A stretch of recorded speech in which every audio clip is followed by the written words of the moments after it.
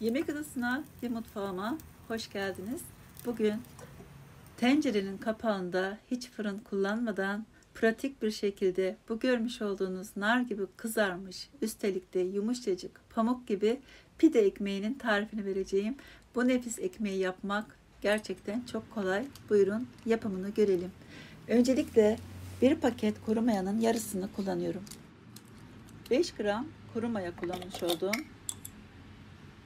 2 çay kaşığı da toz şeker kullanıyorum. O da 5 gram. Şimdi 1 su bardağı ılık suyun yarısını kullandım. Güzelce mayanın çözülmesini sağlıyorum devamlı karıştırarak. Ayrı bir yoğurma kabının içine 2,5 su bardağı unu aldım.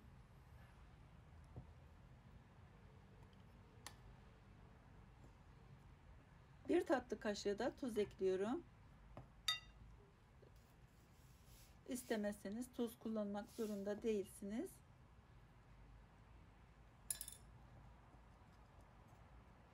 Karıştırdım. Şimdi aktif hale gelmiş mayayı ekliyorum.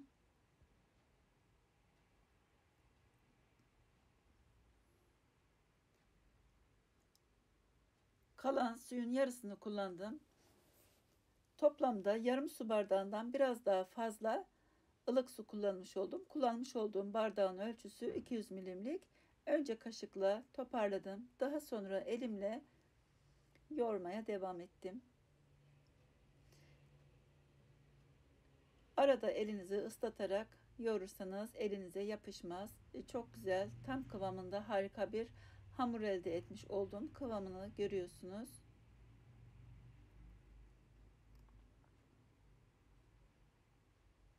Şimdi üzerine bir streç film kapatıyorum. Ilık bir ortamda 1 saatte mayalanır ama daha da hızlandırmak için bir kasenin içine ılık su doldurdum ve üzerine bıraktım. 20 dakika içinde hamur mayalandı.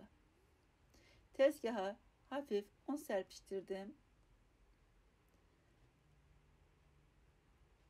Hamuru üzerine aldım ve maya kokusu gelmesin diye güzelce gösterdiğim şekilde yoğuruyorum. Havasını aldım.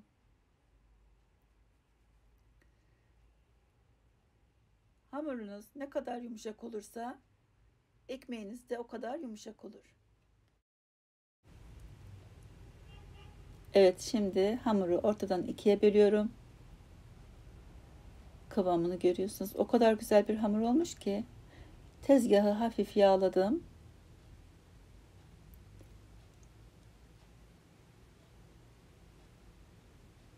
Gösterdiğim şekilde şeklini veriyorum.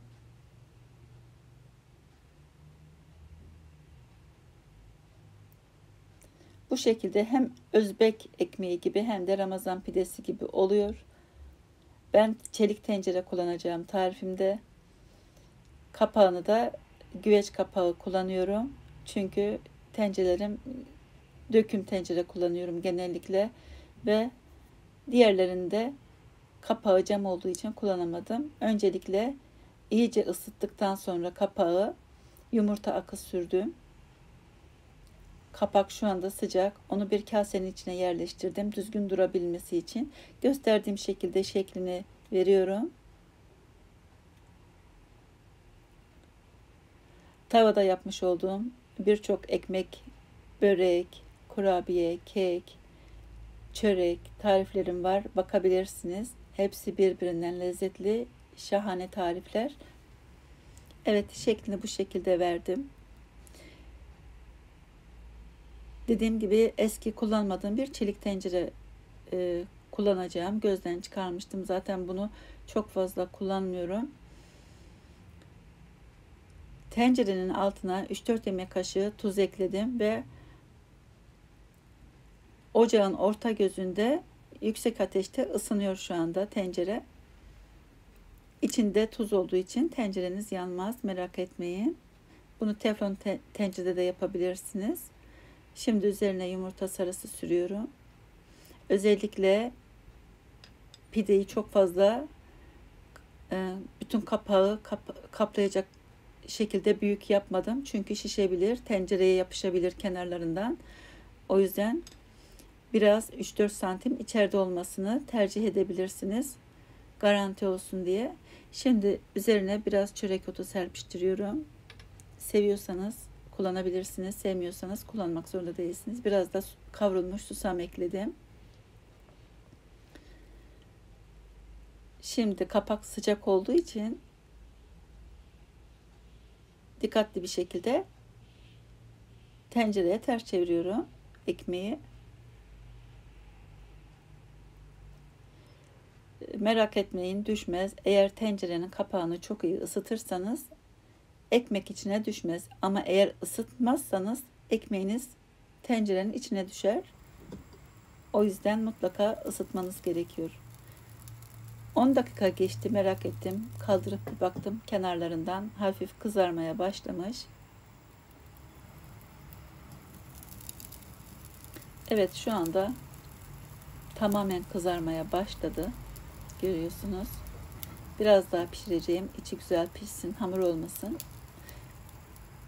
Şu anda kısık ateşte. 10 dakikanın sonunda kısık ateşte pişiriyorum. Onu da bildirmek istiyorum unutmadan.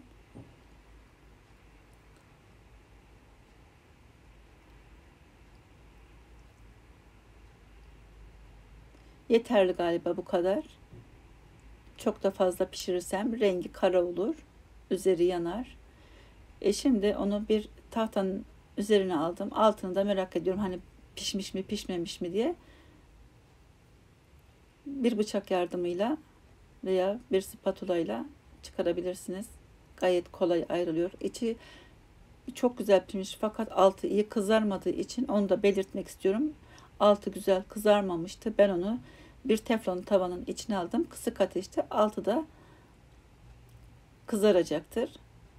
Diğer kalan hamuru da aynı yöntemle açtım. Öncesinde kapağı çok iyi ısıttım. Sonra hamuru yerleştirdim. Yumurta sarısını, çörek otunu, susamını serpiştirdim. Diğerini nasıl pişirdiysem aynı yöntemle onu da pişiriyorum.